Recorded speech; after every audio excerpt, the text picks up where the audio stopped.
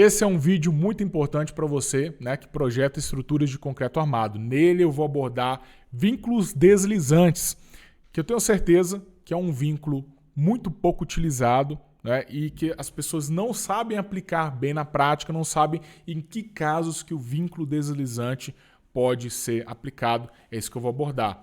E eu vou começar primeiro falando um pouco da lógica e depois eu vou mostrar para vocês aqui um exemplo real. Olha só, nós temos aqui, olha, um pórtico, né? Um pórtico de concreto armado de uma construção industrial, onde aqui dentro a gente tem uma câmara de combustão, né? E aqui em cima desse bloco de coroamento tem um pilar fictício simulando uma chaminé aqui acima de 20 metros de altura, essa chaminé. Tá? Então, primeiro vamos começar pela lógica, né? Pela teoria. O que é um vínculo deslizante? Aqui nós temos um vínculo deslizante, ele permite aqui, olha, o deslocamento. Por que tem essas duas rodinhas? Porque indica que, né, o vínculo ele pode se deslocar tanto em X quanto em Y. Aqui nós temos o engaste tradicional e a rótula, né, que ela vai permitir só o giro aqui no apoio, ela não permite o deslocamento horizontal. Tá? Então, isso daqui que é a simbologia que é adotada para você encontrar o que é um vínculo deslizante. E esse aqui é um vínculo deslizante onde você desliza, mas você não permite a rotação. Isso pode existir na prática? Sim, tá? Ambos os casos aqui podem ser adotados na prática no seu modelo de cálculo, tá? E qual que é a lógica por trás disso? Qual que é o tipo de fundação? A primeira coisa, qual que é o tipo de fundação que você pode utilizar um modelo de cálculo com vínculo deslizante? São as sapatas. Por quê? A sapata, gente, olha só como é que a sapata é executada. Aqui está o solo. Né? Eu vou escavar o solo normalmente maior do que a sapata, a escavação. Aí eu executo ela lá embaixo e depois eu vou concretar. Então eu tenho um elemento onde esse pilar aqui ele é curto, o solo em volta ele é recompactado e aqui embaixo a gente teria, teoricamente, um atrito, né, entre o concreto e o magro. Uma junta fria. Uma junta que é muito fácil de romper porque não tem aço ligando aqui a sapata com o magro onde ela está apoiada. E às vezes você pode ter até uma lona aqui embaixo, que é para evitar a perda de água, né, para o magro. Você pode utilizar uma lona também. Então, esse atrito aqui embaixo de apoio da sapata, ele não trava ela. Ele não vai travar. Ele é uma junta fria, fácil de ser rompida, caso existam esforços horizontais acentuados. Essa que é a condição. E aquele solo aqui em volta, né, o solo em volta da sapata, ele não tem resistência suficiente também para travar grandes esforços horizontais. Até porque a área aqui do pilar ela é pequena. Então ela vai dar um esmagamento lateral ali no solo se houverem grandes esforços horizontais. Então a sapata, ela naturalmente ela já possui uma vinculação deslizante. Basta você entender então como aproveitar essa propriedade da sapata no seu modelo de cálculo. Agora, se você adotar todos os pontos de fundação como deslizante, o seu modelo ele fica hipostático. Tá? Ele fica hipostático, ele não é estável. Então você precisa ter algum elemento engastado, ou alguma sapata que vai receber mais carga e você coloca engastado ou rotulado, tá? Ela vai receber mais carga, então você já aproveita para colocar ali ela como um engaste ou uma rótula. Ou, no caso aqui desse pórtico, a gente aproveita qual elemento aqui para colocar engaste. Tá bem na cara que é esse blocão de coroamento aqui, porque essas estacas aqui, olha, elas vão criar um engaste natural. Elas precisam ser dimensionadas para resistir tração, porque a chaminé quer arrancar essas estacas do solo devido ao tombamento, né, originário pelo efeito do vento. O vento vem aqui, ele vai tentar tombar ali a chaminé, então acaba arrancando as estacas ali do solo. Já que tem que ser feito, a gente tem que dimensionar as estacas para resistir a essa tração. Então esse bloco ele tem que resistir ao momento. Ele não pode rotacionar. E essas estacas aqui também, elas estão enterradas profundamente no solo e vão travar o deslocamento horizontal. Elas travam o deslocamento horizontal, travam rotação e travam também, né, é lógico, o movimento axial, né, o deslocamento axial. Dessa forma, é um vínculo em engaste. É de fato o engaste que você deve adotar aqui nesse bloco. Então nós temos um elemento de engaste para trazer rigidez aqui ao pórtico e o restante aqui das sapatas no modelo deslizante, ok? E agora vamos ver como que isso fica dentro do software, qual que é a consequência de adotar essa vinculação, ok? Primeiro deixa eu fechar aqui uns desenhos que estavam abertos e vamos aqui no croquis do baldrame, né, os apoios aqui das sapatas. Quando der um duplo clique, a gente pode ver aqui que o vínculo está como deslizante. Se eu olhar aqui na locação, olha só, são sapatas pequenas, tá? A gente pode vir aqui nas sapatas, ó, e vir aqui em resultado, aliás, em seção. Aí na seção eu estou observando aqui, olha, sapata de 70 por 80, sapata de 90 por 1 metro. Não são sapatas muito pequenininhas, né? Mas são sapatas esperadas para cargas baixas em um solo de média resistência, né? Cargas que não são tremendamente elevadas, né? E também um solo ali que não tem uma resistência tão alta assim. E olhando a locação a gente percebe que está dentro, assim, a gente tem que ter o bom senso de olhar a proporção do tamanho das sapatas com a proporção do tamanho da estrutura. E olhando o conjunto a gente vê que está proporcional. A gente tem a sensação de que a estrutura está proporcional, não é? A não ser que o solo tivesse muito ruim, as cargas mais altas, é claro, as sapatas deveriam ser maiores. Agora, isso aqui, gente, é o modelo funcionando dessa forma, olha.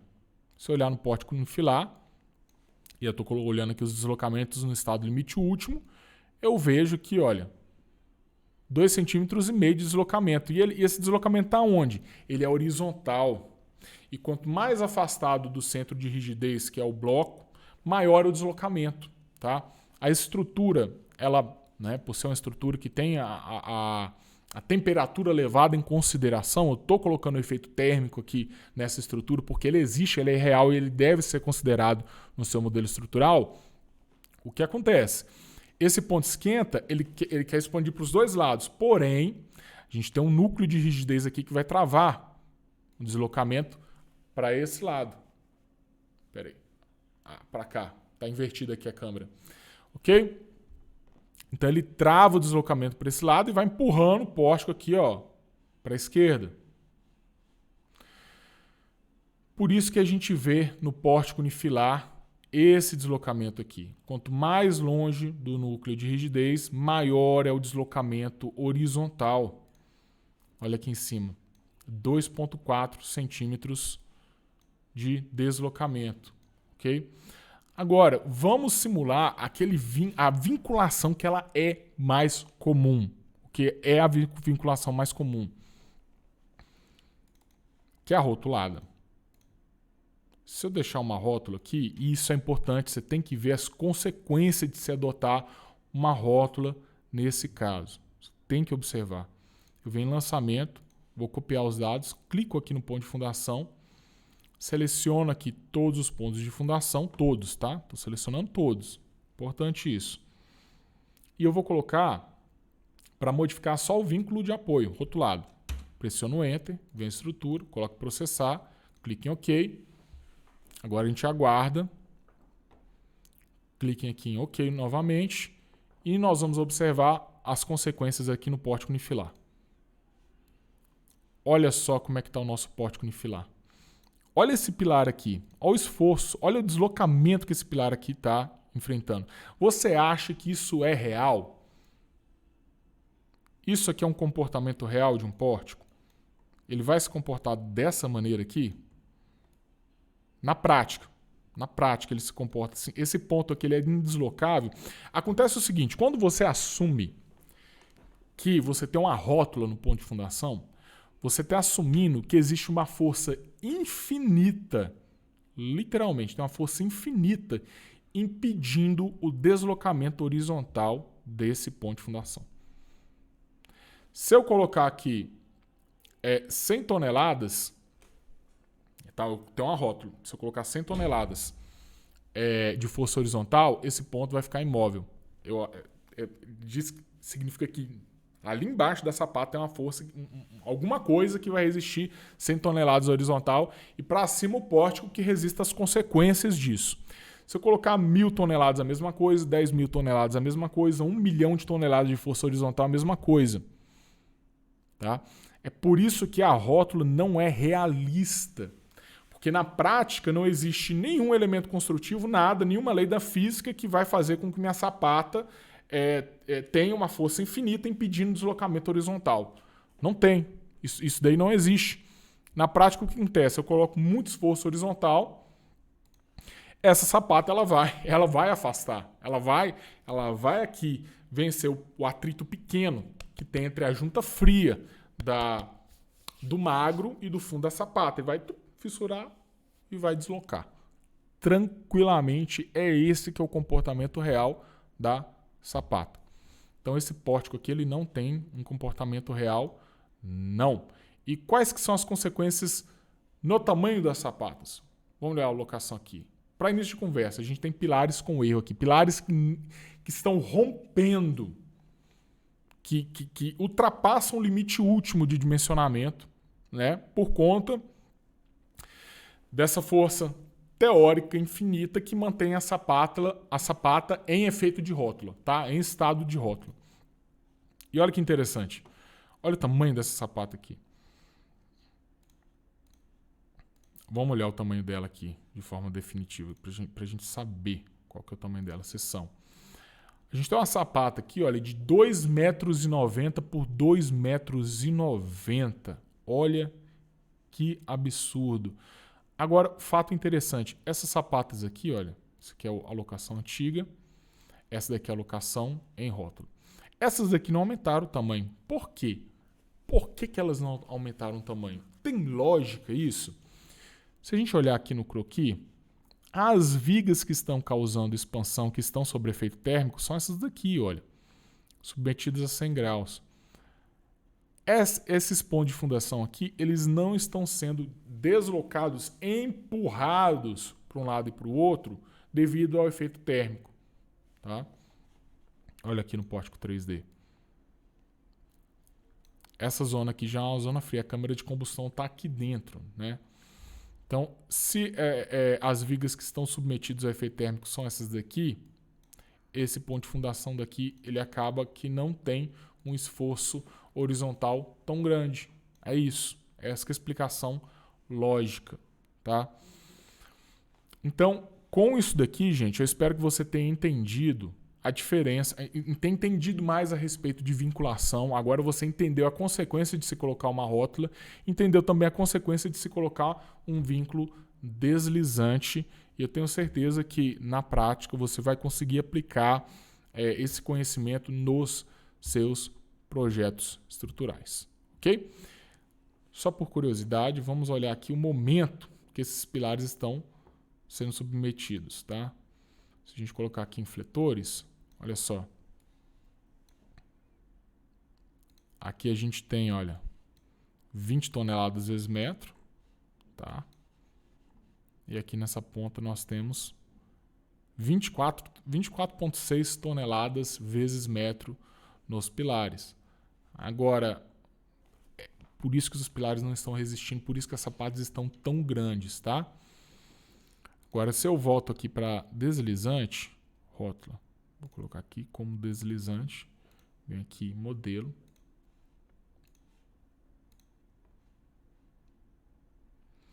E vou selecionar todos os pontos de fundação e processar a estrutura.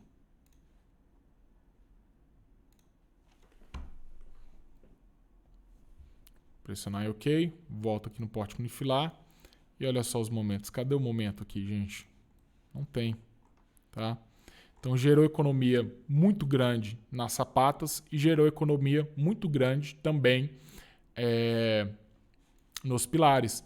E além disso, nós conseguimos obter, né, através desse vínculo, as deformações mais realistas. Porque se a gente tem uma vinculação em sapata submetida a um grande esforço horizontal, não importa o tanto que você aumente essa sapata, o tanto de aço que você coloca ali no pilar, se o esforço horizontal é grande, esse ponto de fundação ele vai acabar deslocando. Aí com esse deslocamento ele vai deformar mais o pórtico. Então, você vai estar gastando mais aço, mais concreto e vai também estar cego ali, sem conhecer os deslocamentos reais do seu pórtico. Então, sua construção vai gastar mais e potencialmente vai ser menos segura, porque podem existir efeitos indesejáveis que você nem está ciente que vão acontecer na prática. Ok? Então é isso aí, gente. Um abraço e até o próximo vídeo.